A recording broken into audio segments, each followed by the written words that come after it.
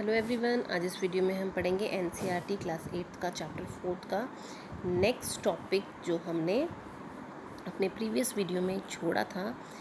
हमने यहाँ से हम आज डिस्कस करेंगे सम हियर्डेड एनिमल्स कि कुछ जो है जनजातियाँ वो जानवरों को पालते थे। हियर्डेड एनिमल्स का मतलब है जानवर पालते थे।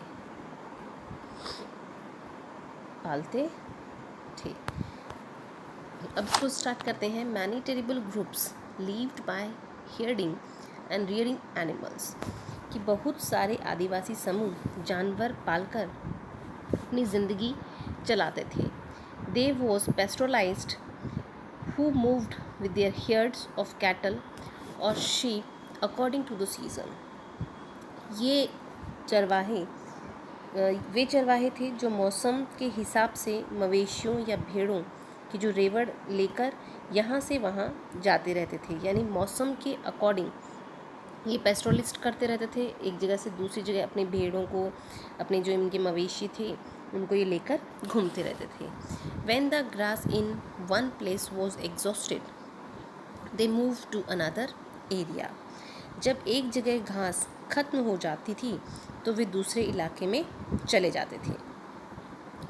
The Van Gujars of Punjab Hill and the Labadis of Andhra Pradesh were cattle herd. The Gadis of Kullu were shepherds, and the Bakarwals of Kashmir reared goats. Who will read more about them in your history book next year? कि हम बात करें कि पंजाब के पहाड़ों में रहने वाले वन गुजर और आंध्र प्रदेश के लबाड़िया आदि समुदाय गाय भैंस के झुंड पालते थे। कुल्लू के गद्दी समुदाय के लोग गडरिये थे और कश्मीर के बकरवाल बकरियां पालते थे। अगले साल इतिहास की पाठ्यपुस्तक में आप इनके बारे में जो है विस्तार से पढ़ेंगे। अब इसमें हम आगे चलते हैं।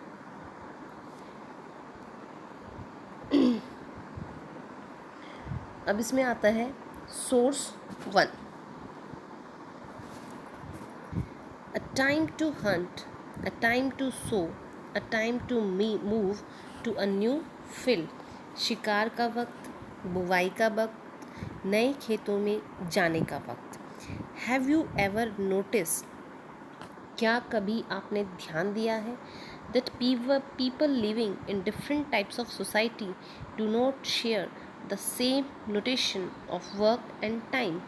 कि विभिन्न प्रकार के समाजों में रहने वाले लोगों की काम और समय के बारे में समझदारी एक जैसी नहीं होती है। The leaves in the shifting cultivators and hunters in different regions were regulated by the calendar and division of tasks for women and men और man और women। कि विभिन्न क्षेत्रों में रहने वाले घुमंतु आदिवासियों और शिकारियों की ज़िंदगी एक खास क्रम और मर्द और औरत के बीच कामों के बंटवारों में चलती थी।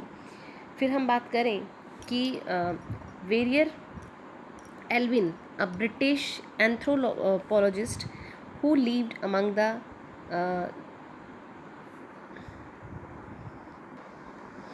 among the Begas and the Khonds of central India for many years in 1930s and 40s, gives us a picture of what this calendar and division of task was like।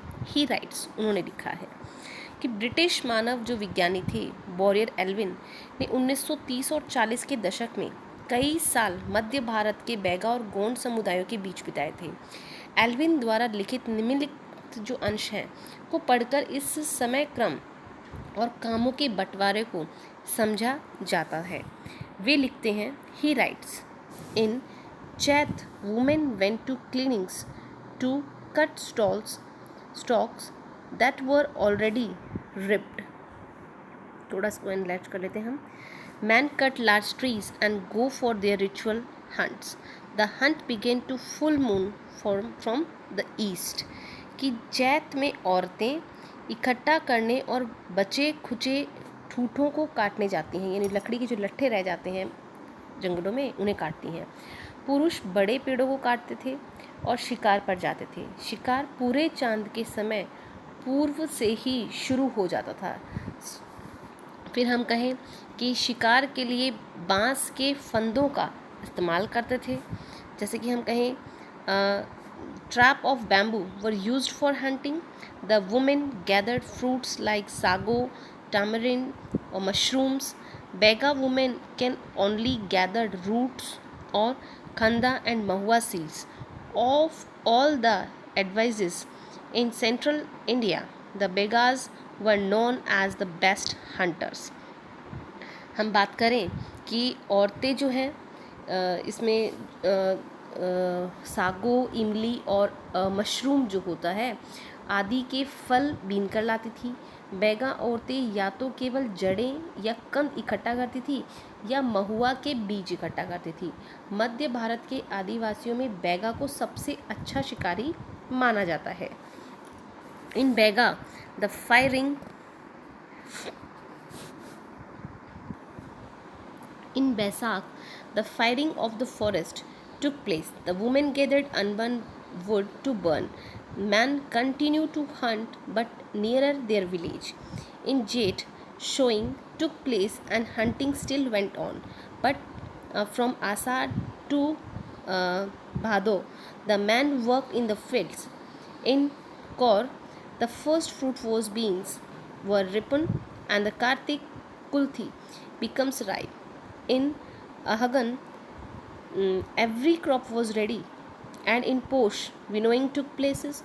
Posh was also the time for dances and marriages. In Mah, shift were made to new bewars and hunting gathering was the main substance activity. कि बैसाख में जंगलों को जलाया जाता था और औरतें अर्ध जली लकड़ियों को ईंधन के लिए बीन लेती थी। आदमी शिकार पर जाते रहते थे लेकिन गांव से दूर नहीं जाते थे। जेठ में बुआई होती थी और शिकार चलता रहता था। आषाढ़ में भादों तक जो है मर्द खेतों में काम करते थे और ग्वार की फलियां आने लगती थी और कार्तिक कुटिक में जो है पक जाती हैं।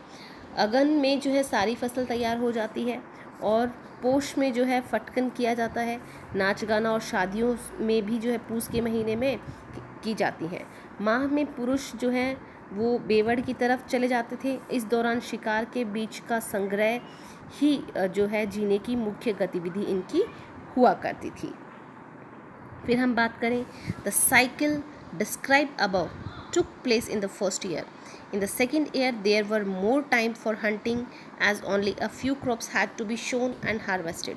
But since there was enough food, the men lived in the bewars. It was only in the third year that the diet had to be supplemented with the forest products. कि यह चक्र पहले साल का होता था। दूसरे साल शिकार के लिए ज़्यादा समय मिल जाता था क्योंकि केवल कुछ फसलों की ही बुवाई कटाई होती थी क्योंकि भोजन काफ़ी होता था। इसलिए पुरुष जो है बेवड़ों में ही रहते थे। तीसरे साल में जो है भोजन के लिए वन उत्पादों की ज़रूरत पड़ने लगती थी, तो इस तरह से जो है ये लोग अपना काम चलाते थे।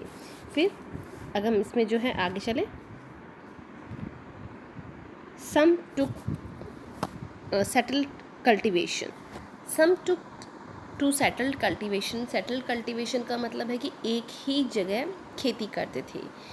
Even before the 19th century, many from within the tribal groups had begun settling down and cultivating their fields in one place year after year. कि 19वीं सदी से पहले ही बहुत सारे जनजातीय कबीले एक जगह टिककर खेती करने लगे थे। वे बार बार जगह बदलने की बजाय साल दर साल एक ही जगह खेती करते थे। Then instead of moving place from one place to another place, यानी अलग अलग जगह जाने की बजाय एक ही जगह पे उन्होंने खेती करना और सेटल होना ज़रूरी समझा। They began to use plug and gradually got rights over the lands they lived on. In many cases, like the Mundas of the Chota Nagpur, the land belonged to the clan as a whole. All members of the clan were regarded as descendant and all of the original settlers who had first cleared the land. Therefore, all of them had rights on the lands. Very often, some people within the clan acquired more power than others. Some became chief and others followers. Powerful men often rented out their land instead of cultivating it themselves. British officials saw settled tribal groups like the Gonds and Santals as more civilized than hunter gatherer or shifting cultivators. Those who lived in the forest were considered to be the wild and savage. They needed to be settled and civilized. कि अगर हम बात करें कि बहुत सारे समुदायों में छोटा नागपुर की जो मुंडवा की तरह जो है ज़मीन पूरे कबीले को संपत्ति होती थी और कुल के सभी सदस्यों को उन मूल निवासियों का वंशज माना जाता था जिन्होंने सबसे पहले आकर ज़मीन को साफ किया था। लिहाजा ज़मीन पर सभी का बराबर हक होता था। फिर भी अक्सर होता था कि कुल के कुछ लोग औरों से ज़्यादा ताकत जुटा लेते थे। कुछ मुखिया बन जाते थे और बाकी जो है उनके अनुयायी होते थे। जो ताकतवर होते थे वे खुद खेती करने की बजाय अक्सर अपनी ज़मीन बटाई पर दे देते थे।